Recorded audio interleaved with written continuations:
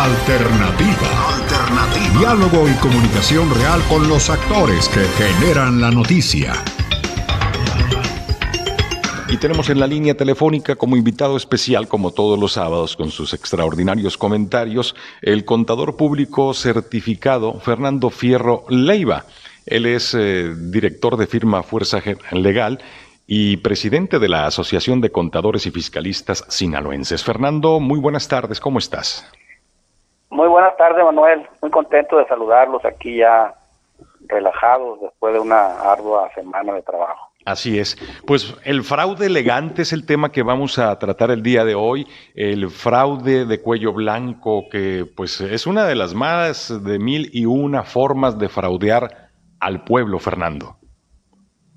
Así es, efectivamente, Manuel. Hoy le quiero traer, si te parece, una historia, un evento que vamos a manejar, que seguramente ha sucedido en muchos municipios, en muchos estados y a nivel federal, por supuesto, y que es una forma muy elegante de cometer fraude al pueblo. Uh-huh. Y antes de eso, pues esa anécdota te la platico regresando de la pausa, y antes de eso me gustaría hablarte de algo previo para un mayor entendimiento de este tema. Claro que sí, Fernando, adelante, te escuchamos. Pues bien, mira, Manuel, como tú sabes, como todos sabemos, una de las aspiraciones fundamentales de toda persona, toda familia, de la sociedad en general, organizada, pues es alcanzar la justicia. La justicia que dentro de una de las definiciones más aceptadas que existen se traduce en dar a cada quien lo que merece. Dar a cada quien lo que merece dentro de un entorno de seguridad jurídica. Y cuando hablamos de dar a cada quien lo que merece, pues lo podemos embonar desde dos perspectivas. La primera, que recoge de excelente manera nuestra Constitución Federal y nuestra Constitución local, que es que toda persona, todo individuo, por el solo hecho de existir, pues tenga acceso a una serie de prerrogativas, a una serie de bienes jurídicos que mínimamente nos merecemos como seres humanos. Cuando vemos eso y observamos eso, pues experimentamos, por supuesto, ese sentimiento de placer, de ver que hay justicia. ¿A qué me refiero? Pues desde luego al derecho que todos tenemos a la educación, a la salud, a expresar nuestras ideas, a que los niños todos tengan acceso a una niñez digna, a la educación, que nuestros ancianos tengan una vejez digna, que todos nos podamos dedicar a la profesión oficio que mejor se acomode a nuestras capacidades, el acceso al trabajo, en general al ejercicio de nuestras libertades en un entorno de seguridad. Eso pues constituye en esencia el objeto social, la razón de ser de nuestra forma de organización. Y cuando logramos eso, insisto, pues experimentamos un sentimiento de satisfacción. Contrario totalmente a lo que debiéramos de experimentar cuando vemos en las calles niños que en lugar de estar en la escuela están pidiendo limosna, ancianos abandonados. Contrario a ver que los jefes de familia, los padres, las madres, abandonan su tierra en aras de ir a otro país en busca de oportunidades que aquí les negamos, y que uno dijera, pues si se van, que sea por su espíritu aventurero y no por necesidad. O contrario a lo que vemos cuando vemos a tanto joven arropado, reclutado por la delincuencia, porque no le damos otro tipo de oportunidades. Entonces, la justicia vista desde ese punto de vista, pues busca darnos a todos las personas, principalmente la gente de bien, esa oportunidad de desarrollarse con seguridad, ¿no? Y la justicia, desde otro punto de vista, pues es la sancionadora aquella pues que le va a reprochar a aquellas personas que se salen de ese cauce del derecho y realizan conductas antisociales, antijurídicas, que lastiman, que incumplen con sus deberes y que por lo tanto son susceptibles de ser sancionados. ¿En qué medida? Pues en la medida de la gravedad de lo que hayan hecho o de lo que hayan dejado de hacer. Entonces, eso es en sí lo que buscamos como sociedad alcanzar a través de nuestro marco jurídico. ¿Te escucho? Sí, excelente, Fernando. Este fraude elegante se da tanto en el nivel político, en el nivel privado, social, ¿no? Sí, pues de hace tiempo que por ahí escuché una frase que dice que no hay mejor negocio que la política. Uh-huh. Entonces, durante muchos años, pues los mexicanos hemos sido víctimas de los abusos de los políticos. Algunos se atreven a decir que hoy más que nunca, o que en el sexenio pasado, más que nunca se han dado eventos de corrupción. Yo no diría eso. Yo diría que siempre ha sucedido. Yo no me quiero imaginar el nivel de abuso de hace 12 años para atrás, cuando había pues abundancia, cuando había un petróleo a buen precio, y sobre todo que las cosas no se sabían. Es que siempre se ha dado. Lo que pasa es que ahorita las redes sociales han contribuido a que se sepa inmediatamente. Así es. Y entonces, pues, a esas conductas deshonestas, pues se volcó también, se sumaron algunos empresarios que se dieron cuenta que ser empresario e involucrarse en la política, pues los pone en una posición de privilegio, que les permite ser, pues, favorecidos en los grandes contratos. Y luego, pues ya no hablemos de la delincuencia organizada, la que los que pues ahora sí que son delincuentes de frente a la sociedad y que también se involucran en la política. Aunque también en la política hay delincuencia bien organizada, ¿eh? Sí, desde luego lo existe. Y luego, pues también, ahora que vamos a hablar de la delincuencia, del fraude elegante, pues también de repente se suman a este tipo de fraudes personas preparadas, ciertas personas con conocimientos, que embonan una serie de actos jurídicos que pareciera que estamos frente a un acto de justicia, pero en realidad estamos frente a toda una conspiración que les permitió o les permite, los pudiera permitir, pues cometerle un fraude al erario público. El fraude elegante viene siendo el tráfico de influencias, el lavado de dinero, el cohecho, la quiebra fraudulenta, el peculado, la malversación de fondos, delincuencia organizada, ¿todo esto? Todo eso, pero insisto, hecho desde una forma que pareciera ser un acto de justicia, que es lo que te quiero hablar en un momento, y no de esa forma tradicional, que ya ves que con cierto descaro simplemente desvían los recursos, muchas veces, si nos vamos más para atrás, sin cuidados, solamente sintiéndose cobijados al amparo del poder o de la posición que ostentan, ¿no? Que era la forma en que tradicionalmente se venían cometiendo este tipo de fraudes al pueblo. Hoy te voy a hablar de otra manera de hacerlo, insisto, a través de una serie de actos que parecieran ser accidentales, que parecieran ser espontáneos, pero que en esencia constituyen toda una simulación. ¿Y todos este tipo de actos se pueden demandar al gobierno? ¿Se le pueden ganar los juicios?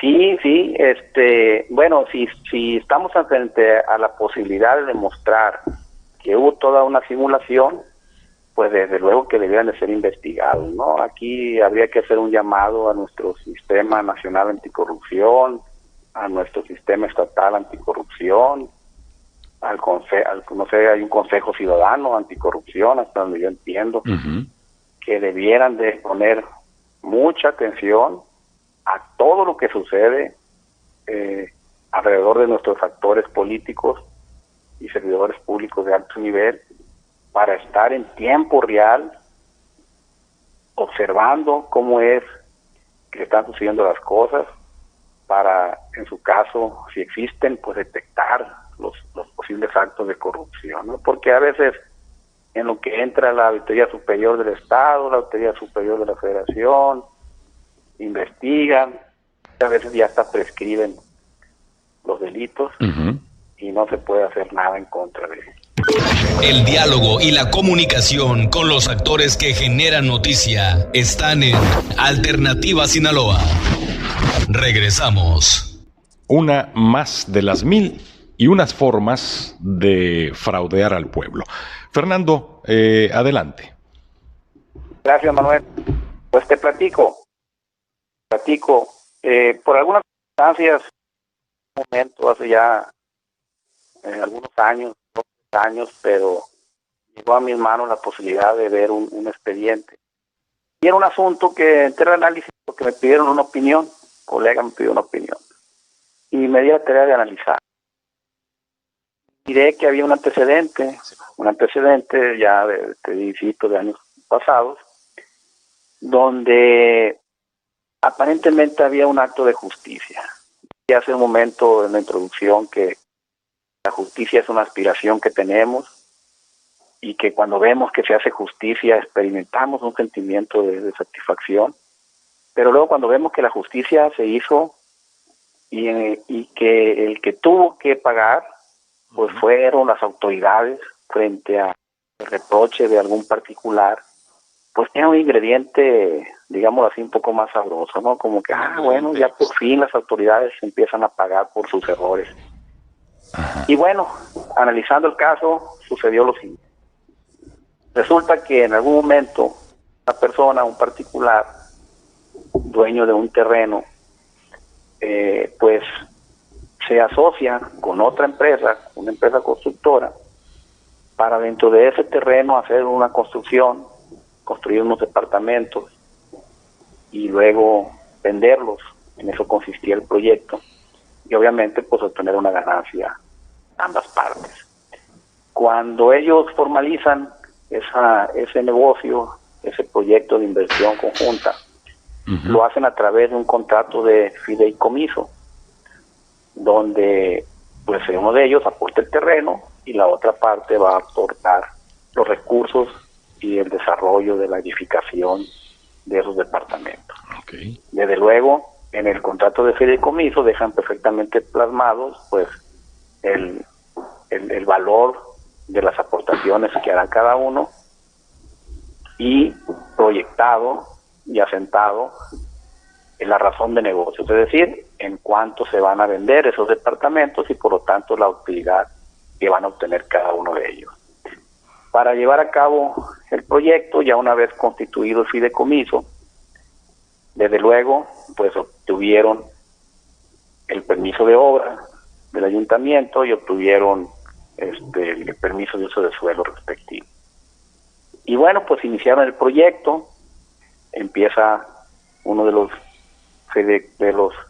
a través del fideicomiso empiezan a construir, a edificar los departamentos, pero ya unos meses de transcurrido el tiempo y ya con cierto avance de la obra, resulta que les notifican a través de un servidor público competente que emite un acto, es la revocación del permiso. Es decir, aparentemente por quejas de vecinos y otras circunstancias, el ayuntamiento decide revocarle el permiso de la construcción y por lo tanto la obra se detiene. Bien, pues el fideicomiso pues se siente agraviado ante esa revocación. Tú me diste un permiso para construir, yo inicio mis inversiones y tú de repente vienes y me pagas la obra. Bien, pues ante esa situación, pues el fideicomiso demanda al ayuntamiento y desde luego pues ya en el desarrollo de la demanda y como pretensión del actor en este caso, demanda que se le indemnice por los daños y los perjuicios que les causó la revocación de ese permiso, desde luego una vez acreditado que dicha revocación resultaba ilegal. ¿Ilegal por qué? Porque como todos sabemos, pues todo acto de autoridad que causa una molestia a los particulares o los priva de algún bien o de algún derecho, pues debe ser emitido por un servidor público competente para ello, fundar la causa, fundar y motivar el acto, y cumplir con una serie de requisitos, ¿no? De forma y de fondo, para que estos actos sean ilegales, para que estos actos sean considerados ilegales. Bueno, pues los particulares, por conducto del fideicomiso, pues demandan, ¿no? Se les reparen los daños que consisten en que se les restituyan los recursos económicos que invirtieron en lo que ya era el avance de la obra que llevaban. Por decir algo, 3, 4 millones de pesos. Pero además, pues, los perjuicios que haya revocado el permiso les causó, consistentes, pues, en la ganancia que ya no iban a obtener venta de esos departamentos, que pues eran otros 7, 8 milloncitos. Y bueno, pues, desde luego todo eso lo acreditan mediante los peritajes para efecto de dictaminar que efectivamente ya la obra, dado el tiempo transcurrido y demás, pues ya no era viable su continuidad y que era pues cosa perdida. ¿Esto fue en qué año, Fernando? No fue en esta administración, ¿verdad? No, mira, te estoy hablando de quizás más de 8 años, no te tengo la fecha exacta, fue un expediente que yo leí de hecho lo leí hace como 2 años. No estoy violentando ninguna secrecía, puesto que llegó a mí por cuestiones accidentales. Claro. Y lo pude observar y me fue interesante analizar. Y te estoy hablando de hace varios años, no menos de 6, 7 años, okay. Quizás de 6 a 12 años por ahí. Sería interesante ver en qué periodo fue, ¿no? Pero incluso creo ya si hay responsabilidad ya prescribió. Y bueno, pues uno dice, caray, y a través de un peritaje contable, pues se acredita, insisto, el importe de lo que se dejó de ganar. Y bueno, pues uno esperaría siempre de las autoridades que las áreas jurídicas respectivas pues se defendieran como gato boca arriba, ¿verdad? Porque esos son servidores públicos y lo que están defendiendo pues son los recursos públicos, ¿verdad? El dinero del pueblo, la riqueza del pueblo. Y pues ya viendo el expediente, oh sorpresa, resulta que la defensa que el ayuntamiento interpuso en contra de la demanda de estos particulares, pues era una defensa muy endeble, muy débil. Pareciera que en manera de analogía, como si fuera una pelea de box de esas arregladas, ¿no? Hay cuenta que era Caguachi contra otro, ¿no? Nomás le rozaron la nariz y pum, pegó un brinco y cayó fulminado. Ajá. Y órale, pues ya veo cómo el tribunal local de lo contencioso pues condena al ayuntamiento al pago de la indemnización correspondiente. Y bueno, pues todo abogado y todo encargado de un área jurídica de una institución pública sabe que tiene derecho a irse a una segunda instancia, ¿no? Sí. Es decir, lo que en materia mercantil civil se llama apelación. Nosotros, pues si tenemos un asunto en un Tribunal Federal de Justicia, pues nos vamos al amparo. Es decir, todavía hay medios ordinarios de defensa. Claro. No concluye el asunto ahí. Pero, oh sorpresa, resulta que no hubo oposición. Se dejó que la sentencia causara ejecutoria, lo cual es algo pues inadmisible. Yo te puedo decir a autoridades de Hacienda Federal, por ejemplo, que se les llegue a pasar un término para interponer un recurso de revisión cuando no lo ganan en la primera instancia, pues se meten en un serio problema porque les cae el órgano interno de control y a ver cómo que se te pasó el término.